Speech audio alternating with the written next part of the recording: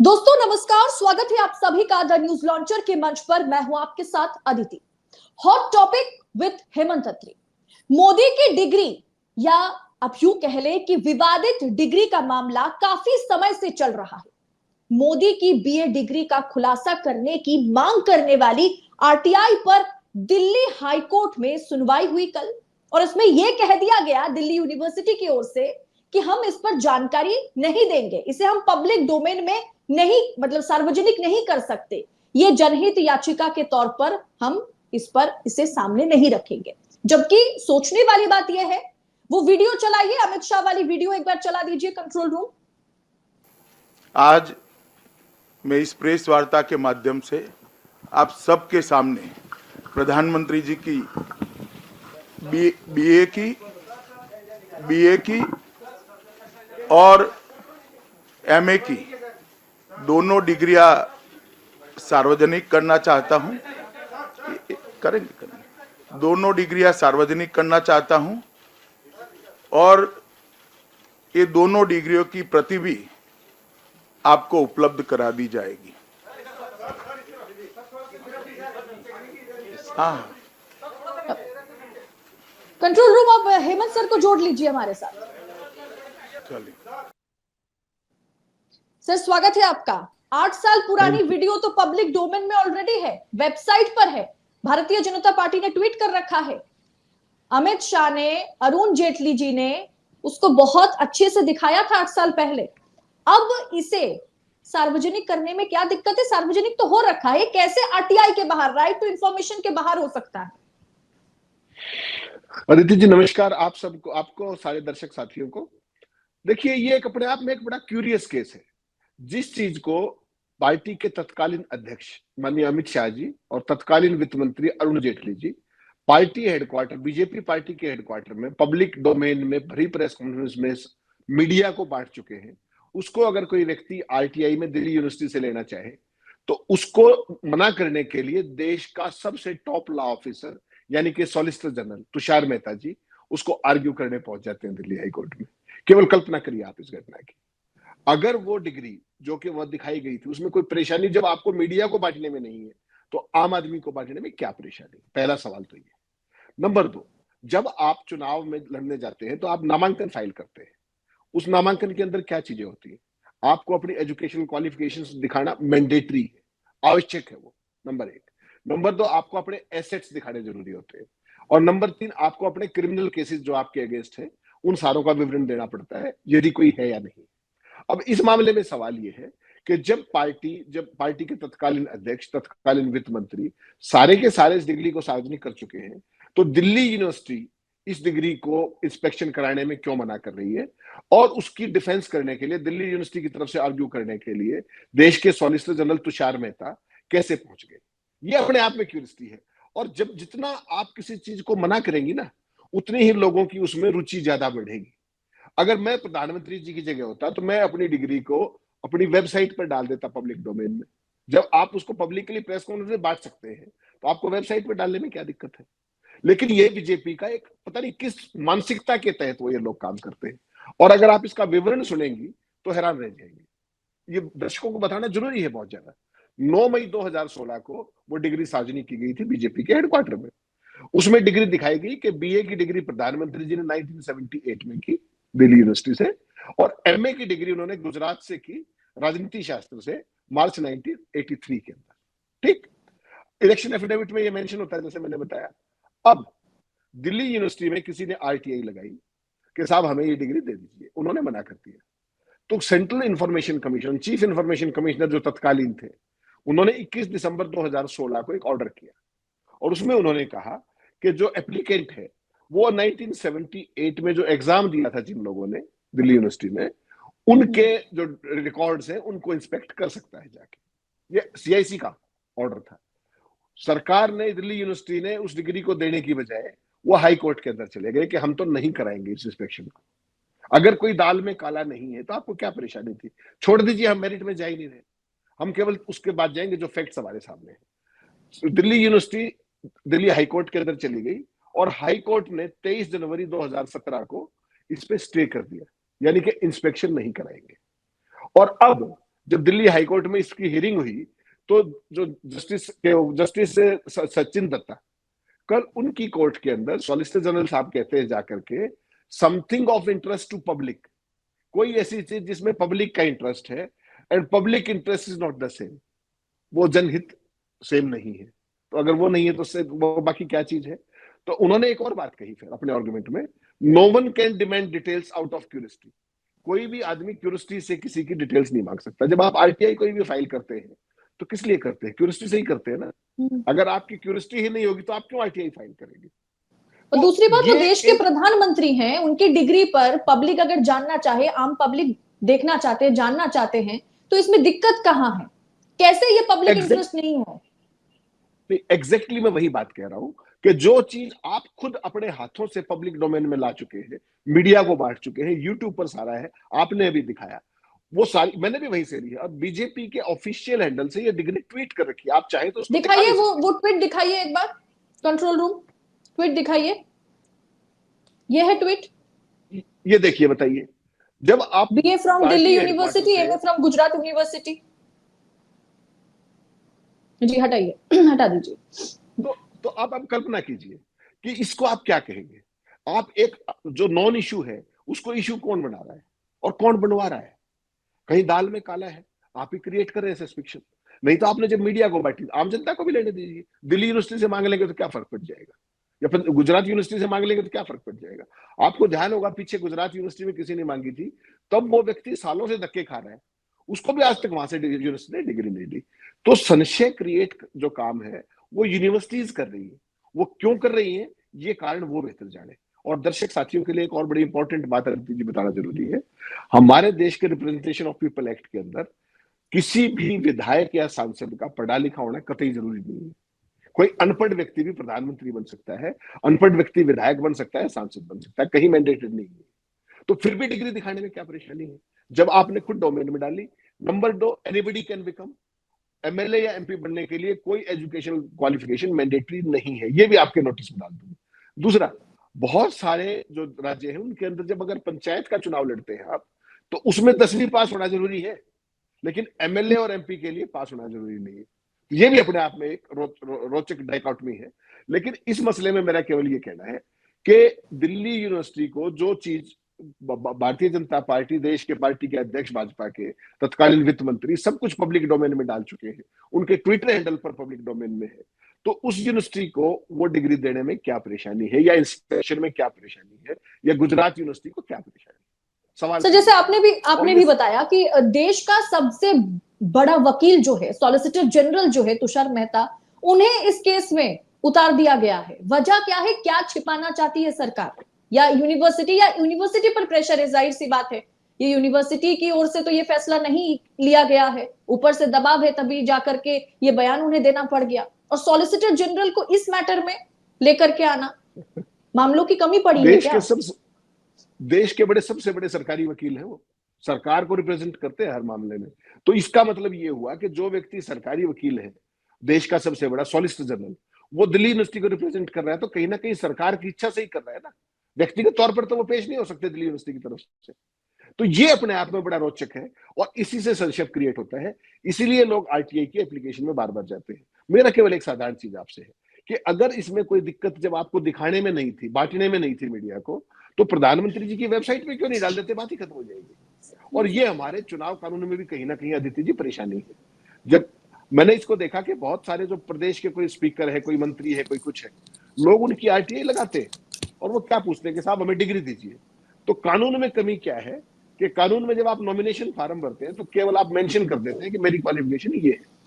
और ये तत्कालीन, तब जब मैंने उस टाइम ये ऑर्डर में भी देखा था कि उस टाइम ये लिखा जाना चाहिए कि अगर डिग्री है जिसको आप मेंशन कर रहे हैं, अगर उसकी कॉपी साथ लगा दी जाए तो जनता को आरटीआई में जाना ही नहीं पड़ेगा।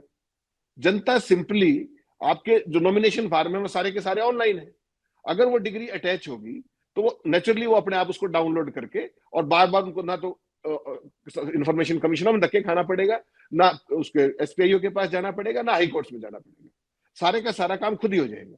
लेकिन उसके बावजूद भी इस मामले में सरकार, यूनिवर्सिटी, सॉलिसिटर जनरल ये क्यों इस डिग्री को नहीं आने देना चाहते पब्लिक डोमेन में? ये अपने आप में एक बहुत बड़ी पहेली है जिसको या तो मोदी जी वो कर सकते हैं क्लेरिफाई, या तुषार मेहता ही कर सकते हैं, या दिल्ली यूनिवर्सिटी कर सकती है। मैं और आप तो इसमें कुछ नहीं कह सकते। जी सर, ये भी जानना चाहूंगी कि विपक्ष ने कई बार इस मुद्दे पर इसे फर्जी डिग्री करार दिया है। क्या ऐसी खबर आपके पास है या आप डिग्री देखकर बता सकते हैं कि कोई चर्चाएं आपकी किसी के साथ हुई जो विपक्ष ये दावा करता है कि ये फर्जी डिग्री है? नहीं अदिति जी, देखिए मैं और आप कौन होते हैं किसी डिग्री को फर्जी या बिना फर्जी करने वाले? हम तो पार्टी नहीं है उस मामले में। केवल इतनी बात है कि दिल्ली यूनिवर्सिटी में अगर डिग्री पास की है दिल्ली यूनिवर्सिटी से, और कोई आदमी आरटीआई में उसको मांग रहा है, सेंट्रल इंफॉर्मेशन कमीशन ने उसको ऑर्डर कर दिया कि आप इंस्पेक्शन कर लीजिए रिकॉर्ड्स, तो दिल्ली यूनिवर्सिटी में परेशानी क्या है? या तो वो ये कह दे हमारे पास रिकॉर्ड नहीं, भाई 1978 का पुराना हो गया, हमने वो खत्म कर दिया, तो समझ में आती है बात। लेकिन आप तो उसको मेरिट पे आर्ग्यू कर रहे हो, इसका मतलब आप देना नहीं चाहते उसको। Same is the case with the Gujarat University. Why why? जब आपने अब कोई भी चीज खुद पब्लिक डोमेन में, अमित शाह जी ने प्रधानमंत्री से बिना पूछे तो वो प्रेस कॉन्फ्रेंस की नहीं होगी, मानती होंगे आप इस बात को? बीजेपी के ट्विटर हैंडल पर दोनों डिग्रियां प्रधानमंत्री से बिना पूछे तो नहीं डाली गई होंगी। तो जब आप ट्विटर पे डाल सकते हैं, तो वो जो इसका मतलब वो जो डिग्री है वो ऑथेंटिकेटेड है ना, पीएम से अप्रूव्ड है ना, तो उसको प्रधानमंत्री जी की वेबसाइट पे भी डाल दीजिए, और फिर जिस व्यक्ति को जहां से पूछना है वो पूछता रहेगा, वो उसका काम है। तो यूनिवर्सिटी का वकील देश का सॉलिसिटर जनरल होकर के, और राइट टू इंफॉर्मेशन एक्ट उसको एक खास तरीके से रिप्रेजेंट कर रहा है कि पब्लिक का जो जो किसी की क्यूरियोसिटी है जो, वो पब्लिक इंटरेस्ट नहीं हो सकती। Something of interest to public, मैं फिर रिपीट कर रहा हूं, something of interest to public and public interest are not the same. Then what is the same? Question is this, and why Delhi University doesn't want to part with this degree? The same is the case with Gujarat. Why? तो इसका जवाब तो प्रधानमंत्री जी दे सकते हैं। हम और आप कौन होते हैं डिग्री की ऑथेंटिसिटी करने वाले कि भाई नकली है या असली है? लेकिन ये संशय कौन क्रिएट कर रहा है? पहले डिग्री दिखाई किसने? बीजेपी ने। अब डिग्री के लिए मना कौन कर रहा है? बीजेपी के टॉप सरकारी वकील। तो इसमें अपने आप जो है संशय क्रिएट हो गया, और इस संशय के कारण ही आरटीआई एप्लीकेशन फाइल होती है। आरटीआई एक्ट उसी काम के लिए बना भी है। अब दिल्ली यूनिवर्सिटी कह रही है कि थर्ड पार्टी इंफॉर्मेशन है। अगर थर्ड पार्टी इंफॉर्मेशन है, किसी की प्राइवेट इंफॉर्मेशन है, तो अमित शाह जी ने क्यों सार्वजनिक की थी? वो नहीं करते, वो मना कर देते। जाहिर सी बात है, अगर विपक्ष इस मुद्दे को भुना रहा है तो बिल्कुल इसकी सत्यता पर बात करनी चाहिए, ना कि इसे छिपाने की जरूरत है। मुंह पर मारो ना डिग्री, फेक करके देख लीजिए, जो देखना है देखिए।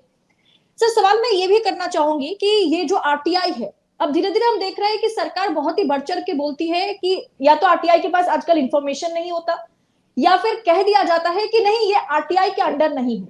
हमने पीएम केयर फंड में देखा था कि किस तरीके से एक, कह सकते हैं कि फर्जी गवर्नमेंट वेबसाइट बनाया गया था, और लोग उसे गवर्नमेंट वेबसाइट के तौर पर, गवर्नमेंट फंड के तौर पर वहां पर भर के कोरोना के समय में पैसा डाला, और बाद में कह दिया गया नहीं नहीं, ये तो आरटीआई के अंडर आता ही नहीं है, तो हम आरटीआई के जरिए कोई भी खुलासा इस पर करेंगे नहीं।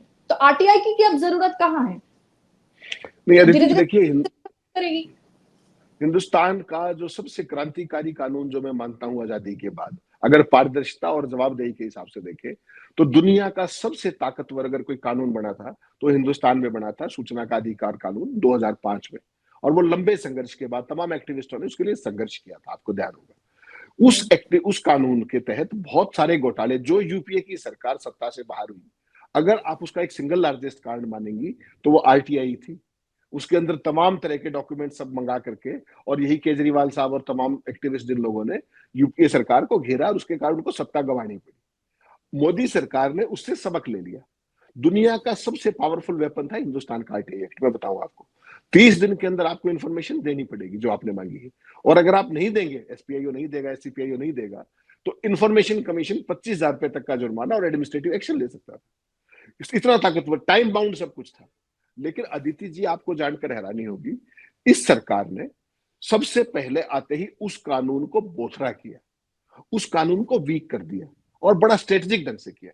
नंबर एक, जो सूचना आयुक्त थे, चाहे वो केंद्र में थे चाहे स्टेट्स में थे, उनका कार्यकाल 5 से घटा करके 3 साल कर दिया गया। उनकी शक्तियों को सीमित कर दिया गया, उनके अधिकारों को सीमित कर दिया गया, आरटीआई एक्ट की परिभाषा को लगातार संकुचित कर दिया गया। और सबसे भयावह बात मैं आपको अब कहने जा रहा हूं, जो किसी भी इंस्टीट्यूशन बनाने में बहुत समय लगता है, लेकिन उसको तबाह करने में चंद पल लगते हैं। जैसे चुनाव आयोग का आपने देखा, राजीव कुमार ने सत्यानाश कितने दिनों में कर दिया, एक टर्म लगी, 70 साल की जो अर्जित मान सम्मान था चुनाव आयोग का बर्बाद कर दिया अकेले राजीव कुमार ने। इंफॉर्मेशन कमीशन का जो सेंट्रल का हो चाहे स्टेट का हो, भारतीय जनता पार्टी और उनके जो सहयोगी जितने भी वो है राज्यों की सरकारें हैं, उन्होंने एक बहुत ही वेल प्लान ढंग से इस एक्ट को तबाह कर दिया। ताकतें क्या कम की, वो तो सेंटर ने की, पार्लियामेंट के अंदर की, सब सारे देश ने देखा। आरटीआई एक्ट अमेंड कर दिया गया।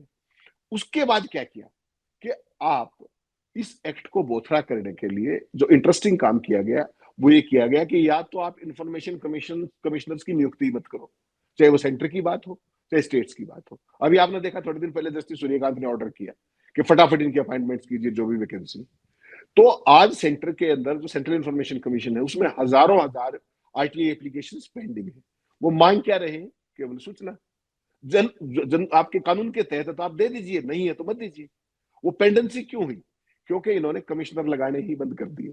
एक स्टेट्स का भी यही हाल है, सेंटर का भी यही हाल है। और उसके बाद रही सही कसर ये पूरी कर दी कि जो लगाए भी वो जो आरएसएस और बीजेपी के सबसे बोगस लोग थे, जिनको ना तो कोई कानून की समझ है ना सूचना के अधिकार की समझ है, उन सबको नियुक्त कर दिया।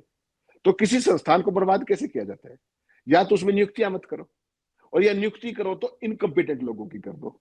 तो अक्रॉस द कंट्री आप देखेंगी कि जो ये पैटर्न पूरे देश में फॉलो किया जा रहा है कि या तो पद खाली पड़े हुए बहुत बड़े पैमाने पर, या जो लोग लगाए गए हैं उनका ना तो उनको आरटीआई की समझ है, ना उनको पारदर्शिता की समझ है, ना उनको जवाबदेही की समझ है।